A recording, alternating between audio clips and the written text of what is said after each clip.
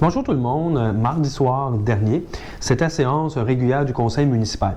Les élus, comme à l'habitude, ont adopté plusieurs résolutions, ont pris plusieurs décisions qui concernent notre quotidien ici aux îles de la Madeleine.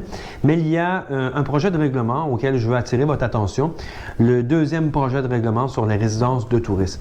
Comme vous le savez maintenant, depuis le 5 octobre dernier, le conseil municipal a adopté un avis de motion qui instaura un gel sur la création de nouvelles résidences de tourisme sur le territoire des îles, tout en reconnaissant le droit acquis pour ceux et celles qui opéraient avant le 5 octobre dernier.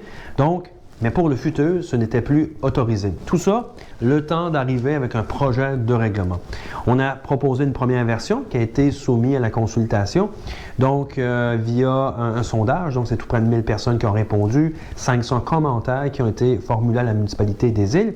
Et par la suite, on a proposé 3 soirs de consultation, c'est tout près de 200 personnes qui ont assisté aux rencontres et qui ont échangé avec nous, donc des gens qui étaient pour, des gens qui étaient contre également. Les élus ont pris connaissance de l'ensemble de ces commentaires-là et ont fait quelques ajustements au deuxième projet de règlement. Les ajustements sont quand même assez simples, donc en plus de permettre la possibilité de louer sa résidence principale en zone résidentielle. Dorénavant, la résidence principale qui est en zone agricole et en zone forestière pourra être disponible pour de la location court terme. Ce n'était pas le cas dans la première version. Maintenant, dans la deuxième, c'est toujours le cas.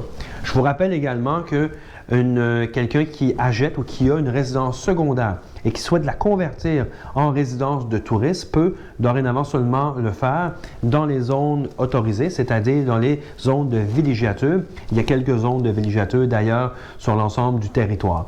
Donc, pourquoi on adopte ce projet de règlement-là?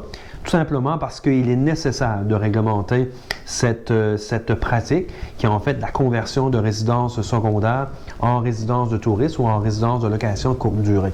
Parce qu'il y a une pression énorme sur le marché immobilier, la valeur des propriétés a augmenté de façon importante, mais la possibilité d'avoir un revenu avec une deuxième propriété met une pression supplémentaire, fait augmenter de façon supplémentaire la valeur des propriétés, ce qui rend très complexe l'accès à la propriété pour les résidents permanents.